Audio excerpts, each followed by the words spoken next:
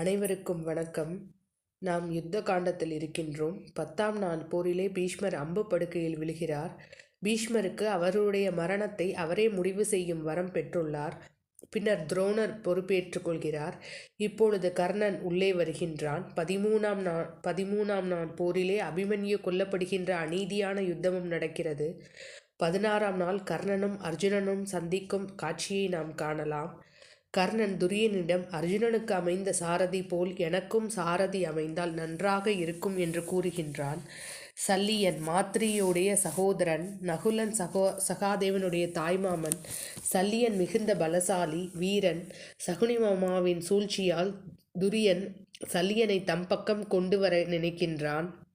சல்லியன் யுத்தத்திற்கு வரும்போது வழியெல்லாம் அன்னதானத்தில் சாப்பிட்டு வந்தான். ஆனால் அதை செய்தது துரியன். அந்த நன்றிக்காக நீங்கள் எங்களோடு இருக்க வேண்டும் என்று துரியன் சல்லியனிடம் கூறினான். துரியன் சல்லியனிடம் நீங்கள் கர்ணனுக்கு தேரோட்ட வேண்டும் என்று சொன்னதும் சல்லியன் முதலில் ஒப்புக்கொள்ளவில்லை. கிருஷ்ண பரமாத்மாவிற்கு ஈடாக நீங்கள் இருக்கிறீர்கள் என்று துரியன் கூறியதும் சல்லியன் உடனே தேரோட்ட ஒப்புக்கொள்கிறார். ஆனால் நான் சொல்வதை தான் கர்ணன் கேட்க வேண்டும் என்று சல்லியன் கூறுகின்றார்.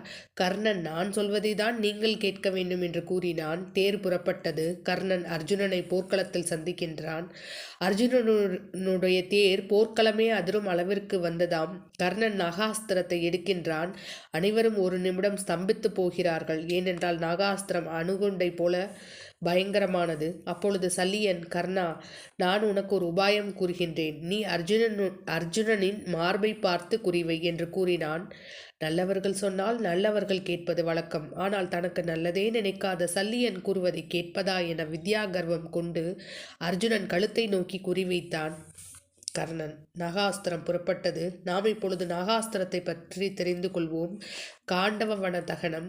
நாகாஸ்திரம் யார் என்றால், ஒரு சமயம் பாண்டவர்கள் காட்டில் இருந்தபோது தங்க நிறத்திலே ஒருவன் வந்து, நான் பசியோடு இருக்கின்றேன், ஆனால் எனக்கு அஜீரணமும் உள்ளது என்று கிருஷ்ணனிடம் கூறி ஒரு உபயம் கேட்கிறான்.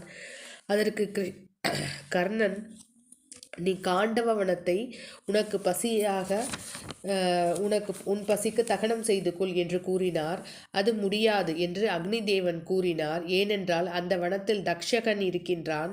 அவன் இந்திரனின் நண்பன். உடனே கண்ணன், அர்ஜுனா, நீ ஆகாயத்தில் உன்னுடைய அம்புகளால் கூரை செய்ய வேண்டும் என்று கூறினார். அர்ஜுனன் கொண்டு அம்புகளால் ஒரு கூரை அமைத்தார். அக்னி தேவன் காண்டவ வனத்தை முழுதும் சாப்பிட்டார். அதிலிருந்து தப்பிய தக்ஷகன் என்னும் நாகம் மட்டுமே ஆகாயத்திற்கு புறப்பட்டது.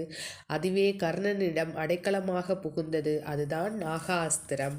அது கூறியது என்னவென்றால், என்னுடைய நோக்கம் அர்ஜுனனை கொல்வது. நாகாஸ்திரம் கூறியது, கர்ணா, நீ அர்ஜுனனை குறிவை, நான் செல்கிறேன் என்றது. மீண்டும் சல்லியன் கர்ணனிடம், நீ மார்புக்கு குறிவை என்று கூறினான். ஆனால் கர்ணன் கழுத்துக்கு குறிவைத்தான். அர்ஜுனன் நிலை குலைந்து போனான். நாகாஸ்திரம் அர்ஜுனனை நோக்கி நெருங்கி வந்து கொண்டிருந்தது. நாகாஸ்திரத்தை கட்டுப்படுத்தி அர்ஜுனனை காப்பாற்ற வேண்டிய கட்டாயத்தில் கிருஷ்ணர் இருந்தார். ஏனென்றால் சகாதேவன் அன்பினால் அவரை கட்டிய போது கண்ணீர் மல்க, கிருஷ்ணர், உனக்கு என்ன வர வேண்டும் என்று கேட்கிறார். இந்த போரில் எங்கள் ஐவரையும் நீங்கள் காப்பாற்றி கொடுக்க வேண்டும் என்று சகாதேவன் கேட்டதற்காக கிருஷ்ணர் தேர்தட்டிலே எழுந்து நின்று தன்னுடைய பெருவிரலால் தேரை பூமிக்குள் போகும்படி அழுத்துகிறார். அதனால் சரியாக வந்த நாகாஸ்திரம் அர்ஜுனனின் கிரீடத்தை எடுத்து கொண்டு போனது. இதைதான் வில்லி பாரதத்தில் நாகாஸ்திரத்தில் தப்பிய அர்ஜுனனை போல என்று கூறுகின்றனர்.